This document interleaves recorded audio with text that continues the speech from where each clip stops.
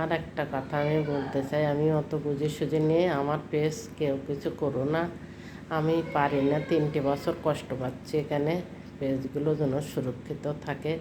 তোমাদের সবাইকে, সব বন্ধুদের সবাইকে, দাদা দিদি প্রত্যেকেরই বলছি, কেউ কখনো কারোর ক্ষতি করো না।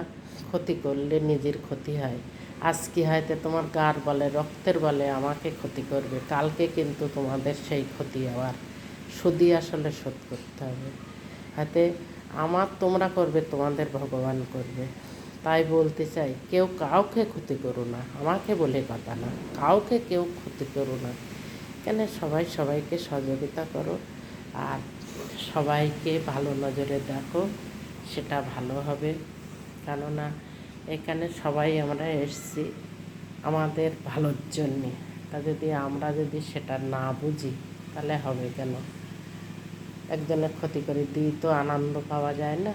হয়তো ক্ষণিকের জন্যে আনন্দ পাবে, এমন দিন এসে যাবে এই সময়টার কথা মনে পড়বে যে অমুকের ক্ষতি করেছিলাম, আজকে আমার সেই ব্যাপারটা হলো। তাই বলতে চাই, কেউ কাউকে ক্ষতি করো না, ভালো নজরে সবাইকে দেখো। দেখো, বাহুর বলে বল, ইন্দ্রার জলে জল, বাহুতে বল না থাকলে কিছুই করা যায় না। আমি এখন হাঁটতে চলতে পারি না, পা ঝেঁঝি লাগে, তাইতে কিন্তু আস্তে আস্তে মানুষ নরম হয়, আস্তে আস্তে বুড়ো হয়, আস্তে আস্তে সবার একই জায়গায় যেতে হবে। কেন মানুষের মনে কষ্ট দিয়ে তো কোনো লাভ হবে না, আর মানুষের ক্ষতি করেও কোনো লাভ হবে না।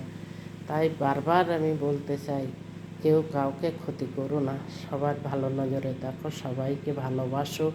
ভালো লোকেরকে ভালোবাসলে নিজের ভালো ঠাকুর ঈশ্বর নিজেই করবে। তা লোকে যারে ভালো বলে ভালো সেই হয়, নিজে গুণে কখনো বড় হওয়া যায় না।